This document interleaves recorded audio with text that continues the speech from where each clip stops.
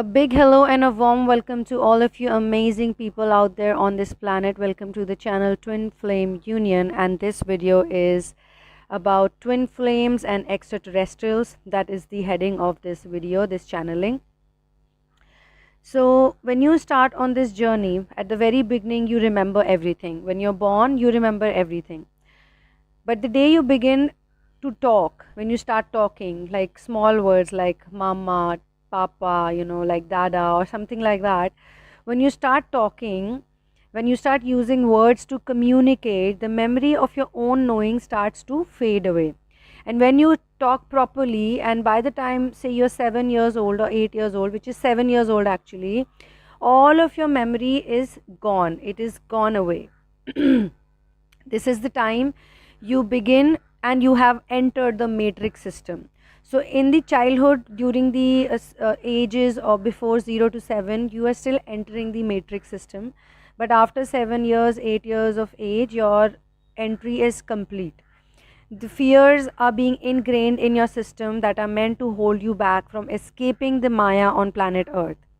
Maya is the illusion, it is the biggest illusion on planet Earth. It is what runs planet Earth, and Maya has many frequencies that it operates on. For example, you're walking on the street, say you're driving in the car and you see a man walking on the road. That man who's walking on the road, a poor guy wearing broken chappals, torn clothes, having no thoughts about how life can be beautiful or how solutions can be formed. He's just walking on the street, worrying about food, worrying about basic necessities of life. He is running also, he is walking on a frequency which is completely different. It is a frequency of Maya, while you are on a frequency of Maya driving. If you're driving straight away, just in a hurry of the world and trying to sort out things, trying to figure out how to pay the bills, how to survive, basically, you're also trapped in Maya. But when you become the person who can see that man walking on the road, that he's stuck in Maya, and everyone else who's driving in a hurry, they are stuck in Maya, but you're not stuck in Maya, you're just looking at them, observing them, then you have done enough work to understand that Maya is simply an illusion. And this illusion, this great illusion, is what keeps you stuck on planet Earth, life upon life upon life upon life upon life upon life.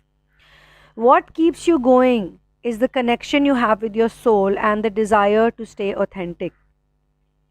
Soon, when you're growing up, like coming back to your childhood years, soon with time you stop seeing the angels and the guides which you could earlier see and interact with, and you begin to live a programmed life, trying to somehow wade through it.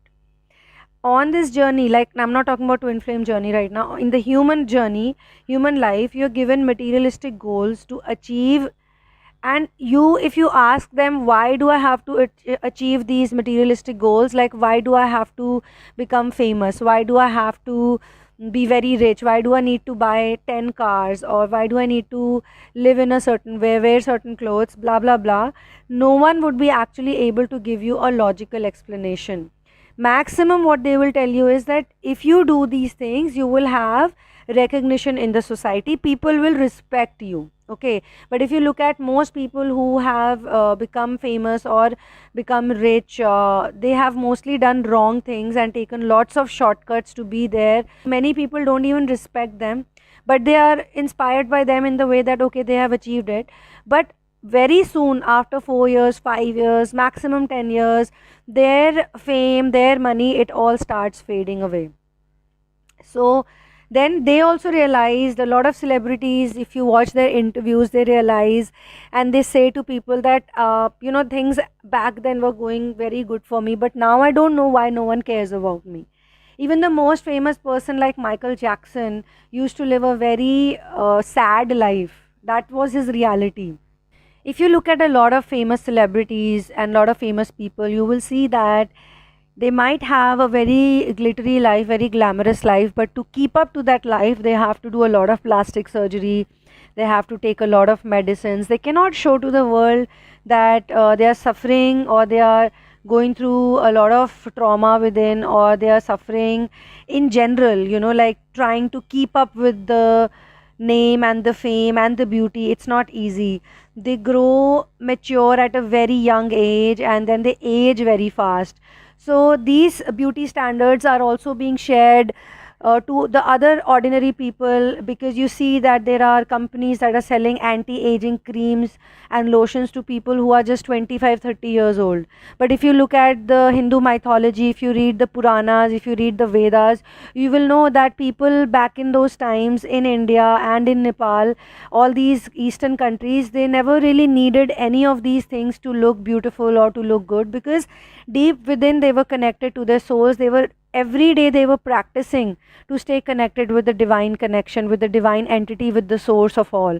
So but when you are stuck in the materialistic world, you are given materialistic goals that you have to achieve, and you are trapped in an indefinite loop where you have to keep not creep, but yeah, you become a creep, but you keep proving yourself to other people to get their validation in order to know that you exist. So you want to exist, it is you who has to exist, but you need other people's validation to know that you exist, and that is the irony. You no longer make your own decisions in life, but you end up becoming a people pleaser. You begin to hate your own company and find ways to stay mixed and blended in the crowd. And this is one big problem that a lot of people face, that they cannot be alone. Being alone is a wonderful thing. It's a gift, because you're going to enjoy your amazing company, do your own things, talk to yourself, make grand plans, plan out things. Even if say you're cooking a meal, you are going to enjoy it so much because you're going to be cooking a meal. Even if you're going to eat it alone, or even if you're going to share it with people, the process of cooking a meal keeps you so present. Or painting a picture, or gardening, or traveling alone, or watching some movie alone. There's so many things that you can do alone. Hanging out with your pets, going out in the nature, taking a walk in the nature, just listening to the chirping birds. There are so many things, like indefinite number of things that you can do when you're alone. But due to the matrix, because you're told, because you're taught that you should not be alone, being alone is not a good thing, you're gonna die alone, it's a horrible thing. It's actually a gift to be born alone and to live alone and to go out alone. And then when you know how to spend your time alone, only then you will find and you will attract like-minded people, similar people, and also maybe your twin if you are true to the journey. And you will see that they do the same things.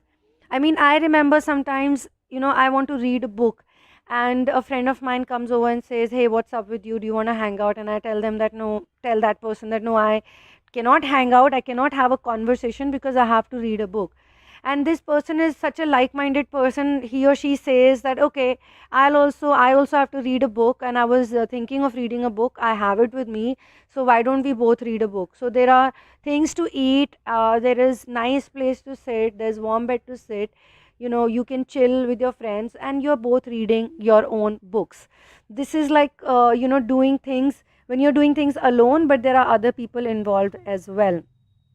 So similar things, similar situations happen. But if you're in the matrix system and you have a partner, and that person asks you, or if you also have not developed or grown or awakened, if your partner tells you that I want to read a book alone, even though I'm sitting in the same house, but I want to read a book or I want to listen to music, you may not like it.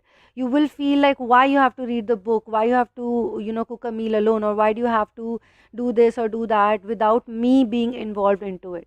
So these things create conflict, these things create a fight, these things create mistrust and feeling of jealousy, possessiveness, trying to manipulate somehow, crying this, that you don't love me, I love you so much, you never do anything for me. These type of things happen.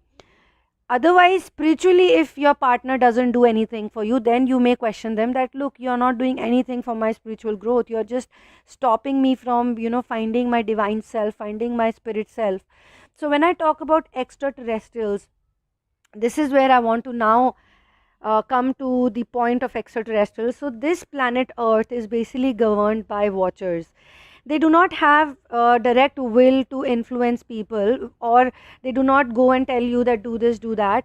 They want you to voluntarily grow and evolve, but they watch over you. and broadly there are two types of extraterrestrials.